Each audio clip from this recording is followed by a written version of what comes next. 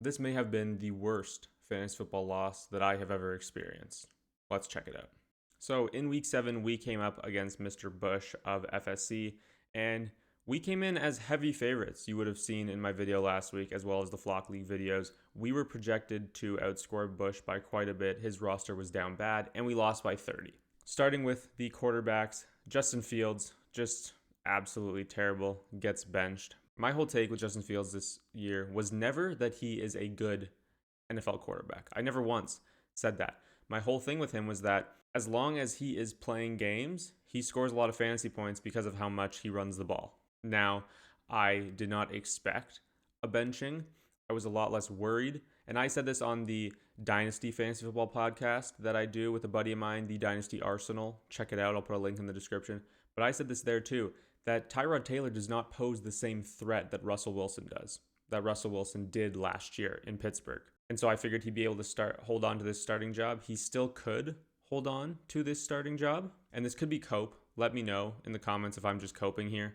But I think that he could absolutely be named the starter for week 8. And in that case, he would have to be a consideration in a really good matchup against the Bengals. Bush's quarterback, Dak, did well. My running backs underperformed. Devon Achane was really efficient, 13 for 82, caught a few balls for 16 yards. No touchdown, which is what hurt him this week, his lowest score of the season. That wind game was really weird. I don't want to take too much from that. But if Devon Achane, my clear best player, is not putting up 20 points consistently, we have no shot at the playoffs. Jordan Mason, not as efficient, 15 for 57. He does get the touchdown, which really saves his day. No receiving work whatsoever.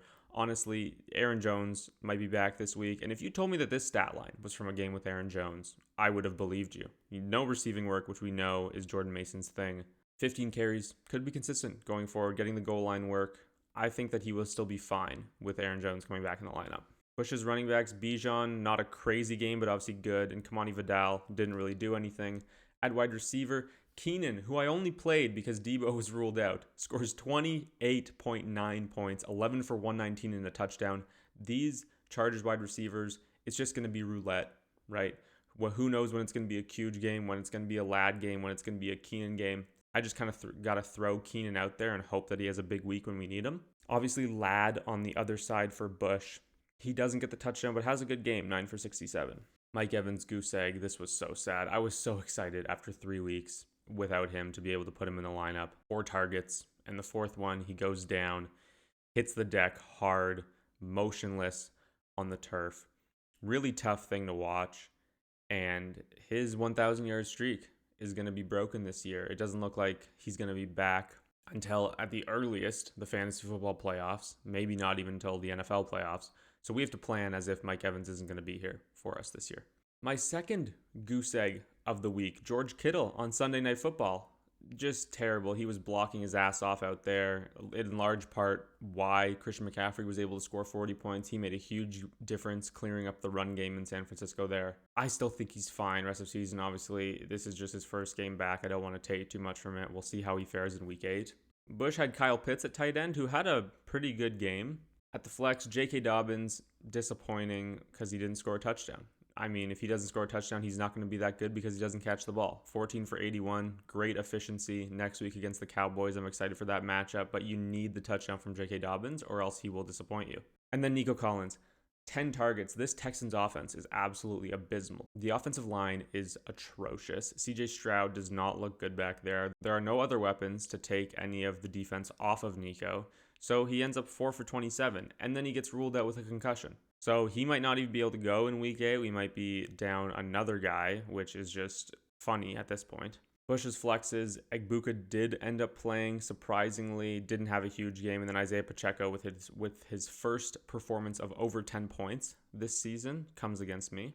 My kicker was good, 11 points. Defenses canceled each other out, basically. Not too much to talk about on the bench. Jordan Love, a little disappointing. You'll find out in the waivers here in a second that I did pick up a third quarterback to try and platoon this room because Jordan Love doesn't seem like he's going to be reliable at all. Ricky obviously didn't play. Debo was also ruled out. Darren Waller didn't have any action in that weird wind game. Yeah, so a really disappointing loss in week 7. It's tough to come in heavily favored and then to lose by 30. We got to get back on track, and that starts with the waivers. Let's check them out.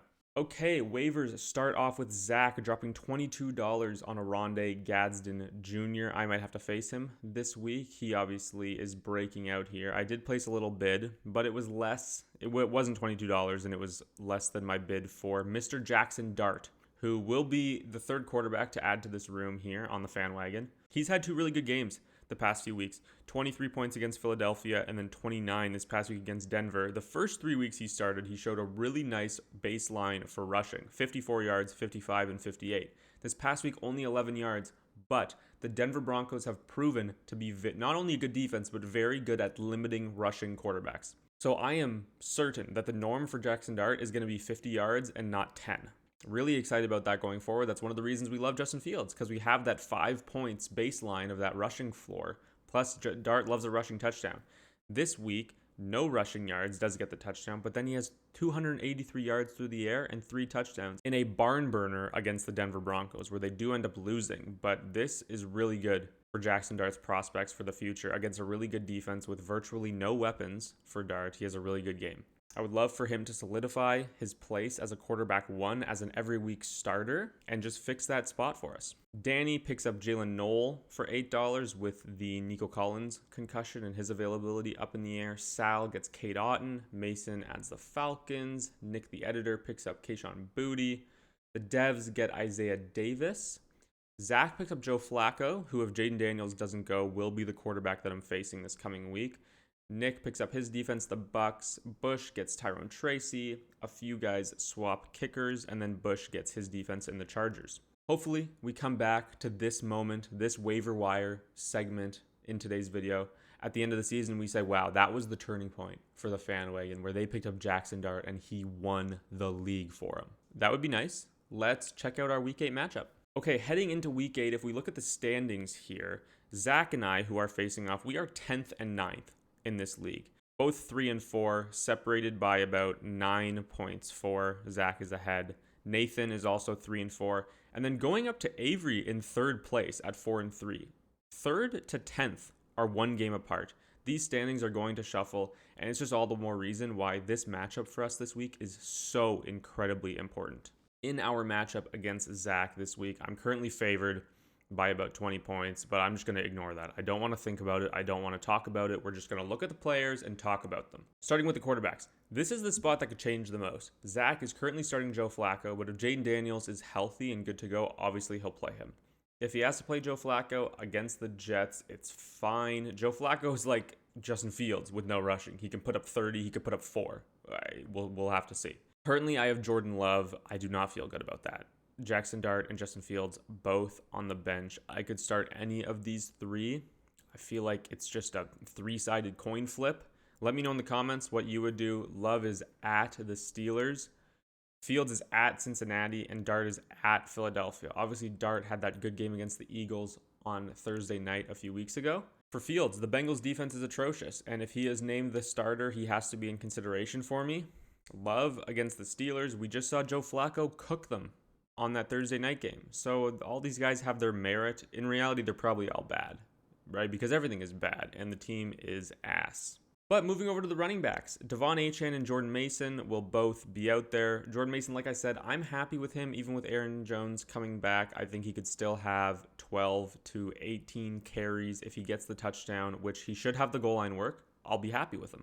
Devon Achane at the Falcons. We saw what Christian McCaffrey did to this defense on Sunday night this past week. Obviously, the Miami Dolphins are not the 49ers, but hopefully Achane can get back into the end zone this week and give us a nice score. Zach currently has Alvin Kamara and Woody Marks in his lineup. Woody Marks probably comes out if Bucky Irving is healthy, and Bucky Irving has already missed 3 weeks. So this would be the 4th week he's out. They didn't put him on IR, which tells me that he probably is back for week 8. Perfect timing to come up against me, obviously. Kamara has been disappointing, so I'm not too worried about that. Bucky coming off the injury, maybe he's a little limited. Could be a good spot for us. At wide receiver, we currently have Keenan Allen and Nico Collins in the wide receiver slots. Keenan Allen, with the injuries we have, we got to throw him back out there. Hopefully another big game. And then Nico, if he's ruled out, we're looking at Ricky Pearsall or Kendrick Bourne. Obviously, concussion protocol. Normally when a guy gets ruled out like that, he doesn't play the next week. But we saw Marvin Harrison do it just this past week, so anything can happen. Zach is starting Drake London against the Dolphins. That terrifies me. And Tedero McMillan, who has yet to fully break out against the Bills. At tight end, it's George Kittle versus Aronde Gadsden. Now, Zach is starting 2 tight ends. He also has Jake Ferguson in his flex. If Bucky Irving plays, I would imagine he'd want to take Aronde out of his lineup, but Aronde plays on Thursday, and so he might not know if Bucky is playing by Thursday, and then he'd have to start Aronde just for safety. George Kittle, hopefully in a get-right game here against the Texans. Hopefully he can do anything more than he did on Sunday night. That shouldn't be hard. In my flex spots, I have J.K. Dobbins in an incredible matchup against the Cowboys. Just need a touchdown. Touchdown, and I will be happy. And then Debo, who didn't play against the Cowboys with the heel injury. He has a little extra rest this week, not playing until Monday night at the Chiefs. Hopefully he can go for that game. I really need him now with the injury to Mike Evans. We already talked about Zach flexing Jake Ferguson. He is at the Broncos. He's also flexing Bill Krosky-Merritt in that Monday night game, who has been his guy, but been a little disappointing for him so far this year, not really able to take advantage of that full workload he's getting.